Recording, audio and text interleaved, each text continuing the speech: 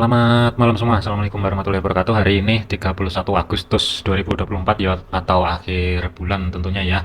Seperti biasa di Sabtu malam ini persiapan untuk outlook satu minggu ke depan ya, yang diperuntukkan untuk tanggal 2 sampai dengan tanggal 6 September 2024.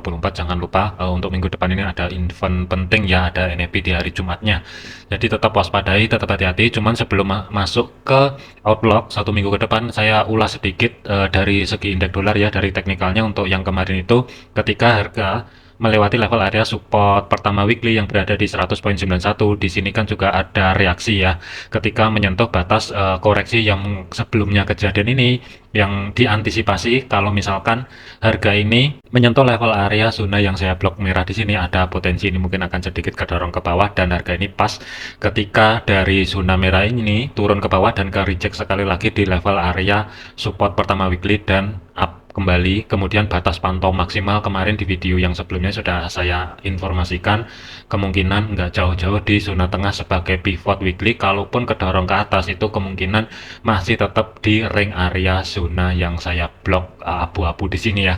Dikarenakan untuk minggu ini sudah selesai, jadi ini saya hapus dulu karena ada level baru lagi yang diperuntukkan untuk satu minggu ke depan ya tentunya. Cuman sebelum masuk ke teknikalnya, dari segi fundamental ini saya bahasin dulu untuk satu minggu ke depan ini. Hari Senin itu sepi karena ada off market juga ya dari Amerika, dari buruh tentunya. Tetapi dari hari Selasanya jam 20.45 waktu Indonesia Barat ya, ini tetap diwaspadai, kemungkinan akan ada sedikit volatile di market tentunya. Indeks manufaktur pembelian yang data sebelumnya itu 48,0 ya dan 46,8. Perkiraan sementara yang keluar itu adalah 48 dan 47,8. Nanti kita lihatin dulu progresnya. Kalau misalkan yang keluar adalah di atas daripada perkiraan dan di atas daripada data yang sebelumnya, tentunya ini akan positif untuk ngedorong indeks dolar akan menguat kembali. Kemudian di hari Rabunya, lowongan pekerjaan dari JLT ini perkiraannya masih belum keluar, tetapi data yang sebelumnya adalah 8184. Kalau misalkan ini nanti data yang keluar adalah di atas daripada data yang sebelumnya, tentunya ini akan juga mendorong untuk penguatan indeks dolar lebih lanjut. Tetapi kalau misalkan lebih rendah dari data yang sebelumnya, ini mungkin akan sedikit pelemahan, tetapi dari segi jangka pendeknya. Kemudian di hari Kamisnya tanggal 5 September itu ada ADP, diperkirakan juga ada peningkatan yang lumayan ya dari data sebelumnya, dan klaim pengangguran awal 231 ini yang rilis minggu ini tentunya diperuntukkan untuk minggu depan. Tetapi nanti kita lihatin aja 231 ini akan ada perubahan atau enggak. Kalau misalkan menurun dari 231 atau contoh misalkan yang keluar adalah di kisaran antara 225, tentunya adalah positif untuk ngedorong indeks dolar lebih menguat kembali. Kemudian dari PMI jasa ini masih tetap juga 55,2, nanti aktualnya berapa. Dan selanjutnya adalah dari PMI non manufakturnya, ini juga ada sedikit peningkatan dari 51,4 menjadi 51,5. Kemudian yang menjadi fokus tentunya di hari Jumatnya ya, yang diperkirakan untuk NFP-nya sendiri. Kita mulai dulu dari rata-rata pendapat per jam, itu adalah 0,2%, diperkirakan meningkat menjadi 0,3%. Kemudian NFP-nya itu sendiri yang sebelumnya juga ini direvisi menjadi 114 juga ya, tetapi diperkirakan akan ada peningkatan menjadi 163. Dan terakhir adalah tingkat penganggurannya itu sendiri 4,3%, diperkirakan menurun menjadi 4,2%. Kalau misalkan hari Jumat nanti, kalau NFP-nya itu tentunya ya surprise, apalagi di atas daripada perkiraan data, secara otomatis pergerakan untuk indeks dolar ini mungkin akan meningkat secara liar. Tetapi kalau misalkan data yang keluar ini nanti adalah di bawah daripada perkiraan, apalagi di bawah data yang sebelumnya rilis, tentunya ini akan ngedorong pelemahan indeks dolar lebih lanjut ya. Tetapi kalau menurut saya pribadi dari segi fundamental yang akan rilis di hari Jumat, ini kemungkinan akan ngedorong untuk indeks dolar menguat kembali sebelum rilis daripada suku bunga. Kalau misalkan itu nanti kita lihatin aja di tanggal 18 atau tanggal 19 September ya. Dengan data NFP, kalau misalkan ini nanti mendadak surprise positif tanggal 18 ataupun tanggal 19, nanti akan ada pengumuman daripada pemangkasan suku bunga. Entah itu dipangkas atau tidak, itu nanti masih belum tahu. Kuncinya adalah nanti di hari Jumat kalau misalkan surprise positif, meskipun suku bunga dipangkas 25 basis point, tentunya mungkin nggak akan sedikit berdampak di market ya. ini yang mesti diantisipasi. Tetapi kalau misalkan pemangkasannya itu adalah 50 basis point, contoh misalkan di gold ini akan bergerak ke atas lumayan besar juga kenaikan daripada gold. Tetapi kalau misalkan dengan data NFP yang kalau misalkan surprise positif, apalagi contoh misalkan NFP di atas 163 dan rata-rata pendapatan per jam meningkat menjadi 0,4%, tentunya sebelum pemangkasan suku bunga, gold akan kedorong lebih dalam ke bawah, atau dari segi time frame besarnya itu bisa dikatakan terkoreksi yang lumayan signifikan, kemungkinan bisa aja bergerak kurang lebih sekitar 1000 pip ke bawah untuk koreksi. Dan nanti di tanggal 18-an ketika rilis suku bunganya, meskipun dipangkas sebesar 25 basis point, kemungkinan di market gold nggak akan ada dampak secara signifikan. Kalaupun ada kenaikan kembali, itu kemungkinan masih terbatas dari segi time frame jangka pendeknya. Jadi kesimpulannya untuk fundamental ini, waspadai di hari Jumat ini yang akan menentukan besaran suku bunga yang akan dipangkas di tanggal 18 ataupun 19 September ya. Nanti saya coba cekin lagi itu rilisnya, saya lupa tanggal 18 atau tanggal 19 September, tetapi fokusnya adalah keputusan untuk besaran suku bunga yang akan dipangkas adalah nanti di hari Jumat waktu NFP rilis. Kita balik lagi dari segi teknikal. Untuk minggu ini sudah beres, ini saya tarik dulu dari low ke high-nya untuk menentukan pergerakan satu minggu ke depannya sebagai batasan over pantaunya ya untuk satu minggu ke depan ini. Dari segi time frame weekly, sebenarnya untuk ini sideways kalau kita lihatin dari weekly-nya, tetapi kalau kita pecah dari segi time frame kecil, sebenarnya ada kecenderungan ini mungkin akan terkoreksi dulu sebelum melanjutkan pelemahan kembali.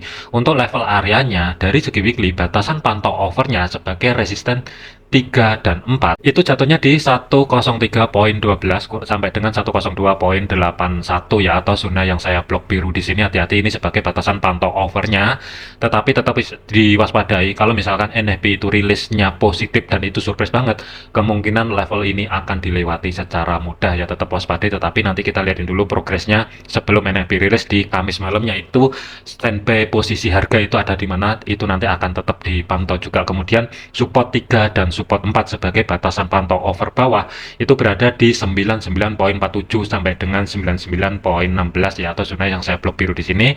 Kemudian masuk ke time frame H4-nya, zona tengahnya yang mesti diantisipasi itu berada di 101.14 dengan batas konfirmasi atas itu berada di 101.300, batas konfirmasi bawah itu ada di 100.98 ya, atau kurang lebih zona yang saya blok abu-abu di sini, ini sebagai zona tengahnya. Kemudian resisten kedua itu hati-hati 102.18, di kiri juga ada zona supply.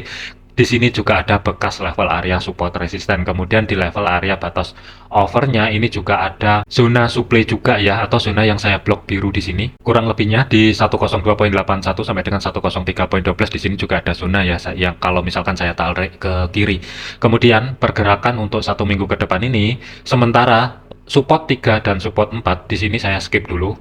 Kemungkinan sih masih minim kalau misalkan langsung kedorong ke bawah, tetapi untuk satu minggu ke depan ini, kalaupun misalkan ada penurunan dari segi indeks dolar, saya lebih fokus history low minggu ini sampai dengan support pertama weekly ini yang mungkin menjadi acuan batas maksimal sementara zona pantau untuk satu minggu ke depan antara 100.72 sampai dengan 100.52 ini sementara adalah batas pantau maksimal. Kuncinya adalah ini level ini akan dicapai dengan syarat pivot atau zona tengah ini dijebol terlebih dahulu, baru ada potensi ini mungkin akan kedorong ke bawah. Tetapi kalau misalkan zona blok abu-abu di sini bertahan, tidak ada konfirmasi bergerak ke bawah dari segi time frame daily-nya, penutupan di bawah 100.98 kemungkinan masih minim kalau misalkan indeks dolar ini mungkin akan kedorong ke bawah. Untuk batas atasnya resisten 102.18 ini sebagai target terdekatnya. Kalaupun ini nanti kedorong ke atas, yang saya khawatirkan ini akan terkoreksi dari segi time frame kecilnya, baru pelan-pelan ngerambat ke atas menuju batasan pantau overnya 103.12 ya. Jadi kesimpulannya untuk indeks dolar satu minggu ke depan ini, kecenderungan dari segi time frame besarnya ini mungkin akan terkoreksi ke atas terlebih dahulu. Batas pantaunya 103.12 sampai dengan 102.81 terlebih dahulu. Kemudian zona tengah hati-hati di level area 101.14 dan batas bawahnya sebagai batas pantau maksimal sementara berada di 100.52 pembulatan ya, atau history low minggu ini untuk zona pantau sementara sebelum kita mikirin yang berada di support 2 sampai dengan support 4 tentunya ya. Jadi kesimpulannya untuk indeks dolar ada kecenderungan ini mungkin akan kedorong ke atas, tetapi dari segi time frame kecil waspadai potensi koreksi. Zona pantau adalah 101.14. Selanjutnya adalah untuk gold. Saya ulas dulu sedikit dari segi time frame H1-nya ya. Pergerakan untuk time frame H1 kemarin sudah saya antisipasi juga dan sudah saya informasikan juga dari segi level daily-nya di antara resisten 34 atau support 3 dan 4 ini ada potensi akan diambil, tetapi lebih kecenderungan 80% akan ngambil zona bawah. Ini sudah saya sampaikan di video yang sebelumnya. Kalau kita lihatin pergerakan untuk minggu ini dari high low di hari Senin, harga ini cuman mencapai level area 2493 atau sebagai support 3 daily sebelum harga naik kembali, tetapi harga ini tidak bertahan lama di atas dan penutupan kemarin pun juga sempat menyentuh level area tersebut ya. Jadi kecenderungan untuk gold ini sideways di minggu ini. Kemudian untuk minggu depan ini ada beberapa level juga ya, karena diawali juga dengan monthly-nya. Ini saya tarik dulu untuk level monthly-nya, kita bahasin dulu dari segi monthly-nya. Kalau kita lihatin dari segi level monthly ya, tentunya sih ini berat juga kalau misalkan kedorong ke atas menuju level area 2700 ya. Tentunya ini kemungkinan masih belum, tetapi dikarenakan ada level area tersebut ya, tetap kita antisipasi, tetap kita waspadai antara batas overnya sebagai resisten 3 dan 4 2671 sampai dengan 2713. Kemudian level area resisten kedua itu berada di 2587. Ini hati-hati kalau misalkan FOMC di tanggal 18 atau 19 September itu nanti pernyataannya dovish dan ada potensi pemangkasan suku bunga lebih dari 25 basis point, ada potensi ini mungkin akan diambil 2587, tetapi ini masih belum dipikirkan dulu ya. Tetapi fokusnya untuk saat ini adalah kita bahasin dulu sebagai zona tengah atau sebagai pivot monthly-nya itu berada di kisaran level area 2448 dengan batas konfirmasi atas itu 2468 sampai dengan 2427. Gold tidak akan downtrend kembali kalau misalkan tidak mampu melewati level area 2427. Konfirmasinya adalah dari segi time frame daily. Kalau misalkan ada daily penutupan di bawah level area 2427, ada potensi ini mungkin dari segi time frame jangka pendeknya akan terkoreksi ke bawah atau down terlebih dahulu, tetapi ring area masih terbatas. Level area 2308 itu masih sebagai antisipasi sebelum up kembali ya. Ini dari segi time frame monthly-nya. Jadi sebagai batasan pantau bawahnya 2225 sampai dengan 2183. Kemungkinan ini masih belum ini masih jauh ya level ini, meskipun ada level area tersebut, tetapi saya masih belum antisipasi ke sana terlebih dahulu. Kita masuk ke level area weekly-nya untuk menentukan pergerakan satu minggu ke depan terlebih dahulu. Kalau kita lihatin dari segi time frame weekly ya, level area high low-nya di sini, ini ada ngedapati level area sebagai batasan overnya, sementara sebagai resisten 3 dan resisten 4 itu jatuhnya di 2560 pembulatan sampai dengan 2568. Hati-hati di level ini, ada potensi kemungkinan juga bisa diambil terlebih dahulu. Kemudian support 3 dan support 4 itu jatuhnya di kisaran level area 2455 pembulatan sampai dengan 2463. Kemudian kalau kita lihatin dari segi time frame 4 sebagai zona tengah untuk weekly-nya itu berada di kisaran level area 2511 dengan batas konfirmasi atas itu kurang lebih di kisaran level area 2516 sampai dengan 2506 sebagai batas konfirmasi bawah. Kemudian support pertama 2500 pembulatan, kemudian support kedua itu berada di 2481. Pergerakan untuk satu minggu ke depan ini hari Senin itu diawali di bawah pivot. Cuman kalau kita lihatin dari segi time frame weekly-nya ya, high low weekly-nya ada potensi sebagai level area support 3 dan support 4. Ini yang saya khawatirkan, ada kecenderungan harga ini akan melewati level area tersebut ya. Mengingat monthly pivotnya itu berada di 2448. Tentunya ini akan tercapai kalau misalkan dari segi fundamental yang akan rilis nanti positif untuk mendukung penguatan USD. Gold ini akan kedorong ke bawah mengambil zona batasan overnya yang berada di 2463 sampai dengan 2454. Yang saya khawatirkan ini akan dilewati dengan mudah. Kemudian untuk daily ini masih belum saya bisa tentukan ya, karena harus menunggu penutupan di hari Senin baru saya bisa tarik untuk dailynya. Tetap diwaspadai aja. Kalau misalkan yang saya khawatirkan ini nanti di hari Seninnya daily, kalau terjadi level areanya melebihi atau melewati batas antara resisten 4 sampai dengan support 4, atau contoh misalkan ya, kalau close time frame daily-nya nanti, kalau misalkan ngedapati contoh misalkan saya tarik dari high ke low-nya ada level baru yang sebagai batasan pantaunya itu melebihi dari batas bawah atau batas atasnya. Contoh misalkan seperti ini ya, nanti di daily close hari Seninnya batasan overnya itu melebihi dari weekly-nya. Hati-hati, ada potensi untuk minggu depan ini ada kecenderungan mungkin volatility-nya akan sangat besar lagi di market, itu yang tetap diwaspadai. Cuman itu nanti akan kedetek kalau misalkan daily close hari Seninnya itu sudah selesai, baru saya bisa pastikan untuk level areanya melebihi batas over sebagai support 4 dan resisten 4 daripada weekly atau tidak. Sementara ini fokus ke weekly terlebih dahulu, dikarenakan ada level area di sini,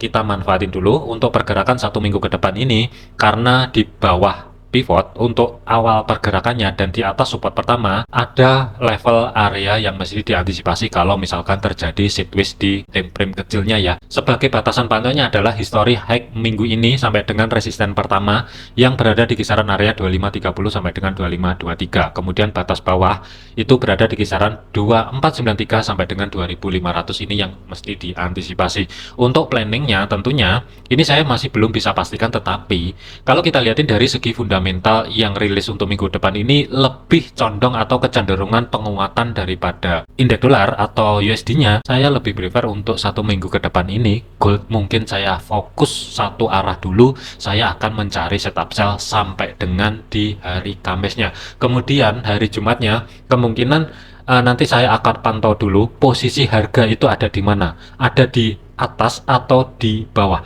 Kalau misalkan di atas, kemungkinan atau minimal di tengah, kemungkinan di NFP untuk minggu depan ini, mungkin saya akan fokus full sell, tetapi dari segi targetnya mungkin melewati level area sebagai batas pantau overnya 1 minggu 2454 ya. Kemungkinan target TP-nya mungkin di bawah level area tersebut.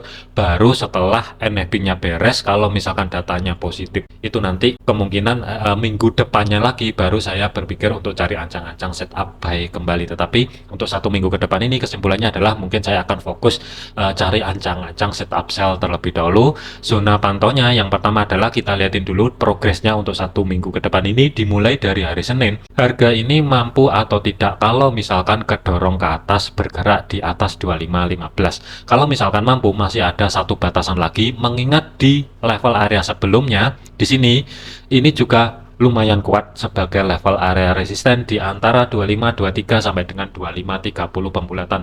Kemungkinan saya akan cari ancang-ancang setup sell di antara dua level area tersebut. Ini saya masuk dulu dari segi time frame 4 dulu. Kalau misalkan saya gambar, ada dua skenario untuk cari ancang-ancang setup sell.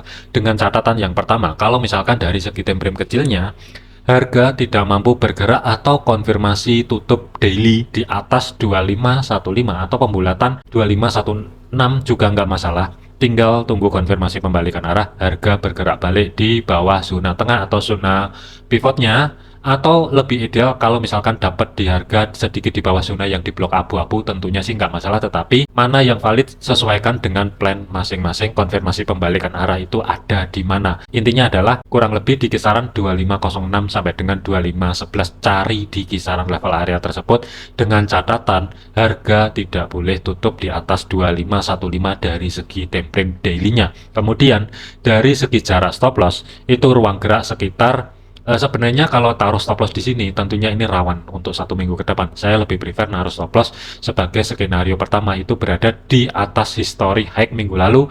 Ruang gerak itu sekitar 215 sampai dengan 225 pip. Hati-hati di kisaran level area tersebut. Planning ini masih sementara, mana yang valid nanti kita lihatin dulu karena ada planning yang kedua juga ya. Tetapi untuk planning yang pertama ini sebagai targetnya TP1 itu berada di 2481, ruang gerak sekitar 280 pip pembulatan, batas maksimal adalah pentokin sekalian nggak masalah di support 4 ruang gerak sekitar 540-an pip. Ini skenario yang pertama. Kemudian skenario yang kedua adalah kalau misalkan ngedapati daily close tutup di atas 2515, tentunya saya akan liatin dulu ada dua level area pantau di antara 2523 sampai dengan 2530. Itu yang pertama. Yang kedua adalah di kisaran level area 2541. Planning yang kedua ini sementara saya gambar dulu. Kalau misalkan ada daily close di atas 2515, tentunya saya akan liatin level area di antara 2523 sampai dengan 2530 atau 2531, tentunya sih nggak masalah.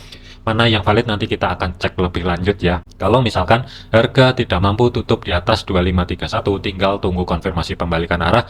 Harga bergerak balik di bawah level area 2523, tentunya ini lebih ideal untuk cari ancang-ancang setup sell. Tetapi kalau kita lihatin ataupun disamakan dengan planning yang pertama, sebenarnya jaraknya ini juga lebih minim ya. Jadi planning yang pertama kalau mau naruh stop loss 250 pip, pertanyaannya adalah berani atau tidak, atau taruh di sini di tengah-tengahnya di antara zona pivotnya sampai dengan resisten pertama.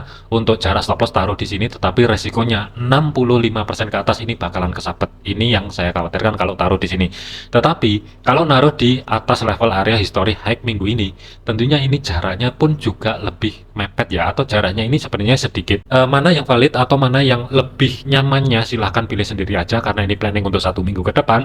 Tentunya ini nanti akan saya update di hari Senin malam ya. Jadi sementara karena levelnya mepet ya, mau gimana lagi, untuk jarak stop loss aman memang seperti ini untuk sementara. Kecuali untuk day trade itu berbeda, karena ini planning untuk 1 minggu ke depan. Kemudian untuk planning yang kedua ini dengan jarak ataupun risiko stop loss kurang lebih sekitar 120 pip. Kurang lebihnya batas maksimal adalah untuk naruh stop loss itu kurang lebih sekitar 210 pip kurang lebih ya. Ini batas maksimalnya kalau untuk swing jangka panjangnya. Tetapi kalau untuk 1 minggu ke depannya, saya lebih prefer sementara itu naruh stop loss kurang lebih sebagai skenario alternatif yang kedua. Maksimal adalah 120 pip, tetapi dari segi targetnya TP1 ruang gerak sekitar 400 pip, TP2 maksimal sama kurang lebih sekitar 680 pip yang berada di skenario yang pertama. Ini mungkin planning saya untuk 1 minggu ke depan. Tetapi kalau misalkan day trade-nya itu nanti ada, juga akan saya update di video Senin malam ya. Kalau misalkan ada kecenderungan data fundamental yang akan rilis di 1 minggu ke depan ini positif untuk USD, tentunya level area support 3 dan support 4 yang saya khawatirkan di sini akan mudah dilewati, dan gold ini akan terkoreksi kurang lebih di kisaran level area di antara 2427 sampai dengan 2450. Ini yang saya khawatirkan, atau zona yang saya blok merah di sini. Cuman ini sebagai alternatif atau batasan pantau overnya kalau misalkan kejadian untuk gold ini sebelum naik lebih tinggi dia terkoreksi ke bawah dulu. Jadi kesimpulannya untuk gold untuk 1 minggu ke depan ini, untuk saya pribadi planning adalah sell, tetapi saya akan pantau dulu di antara zona tengah sebagai pivotnya. Batas maksimal sementara adalah di level area resisten pertama weekly sampai dengan history high minggu ini sebagai cari ancang-ancang setup sell. Mana yang valid sesuaikan dengan analisa planning masing-masing ya. Ingat, jadikan video ini sebagai referensi, jangan dijadikan sebagai patokan. Segala keputusan risiko menjadi tanggung jawab masing-masing. Kalau misalkan ada perubahan planning akan saya update di video yang selanjutnya. Sekian, terima kasih. Jangan overload, jangan overtrade. Sampai jumpa di video yang selanjutnya.